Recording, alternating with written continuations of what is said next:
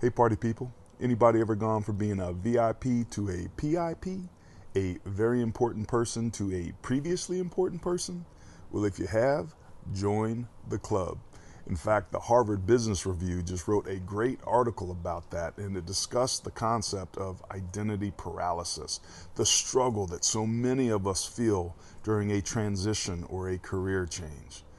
Boy, was that the case for me at 28 when I was single, had a big house, a fancy car, a pocket full of money, and thought I was on top of the world. But boy, did I crash mightily.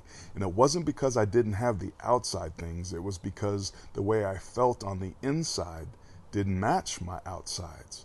Well, through a lot of trial and error and 10 years of hard work, I learned a ton about transition. Most notably was one of the things that was so hard to deal with was that football represented for me what I call the 5 pillars of fulfillment. First was my income, how I received value for the value I brought.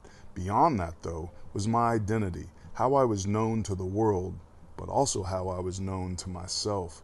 Then there was significance, how I knew I made a difference, purpose, what I was put on this earth to do, and finally, community, being part of something greater than myself.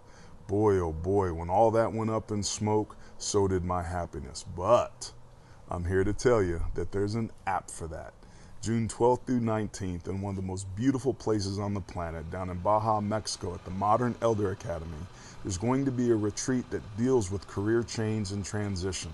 And I'm happy and honored to lead that with one of the most talented facilitators on the planet, a good dear friend, Christine Sperber. So June 12th through 19th, if you're going through transition, if you're struggling with change, if you're wondering whether or not you can find joy in your second act, the answer is yes. And if that's the case, we'd love to see you down in Baja in a couple weeks.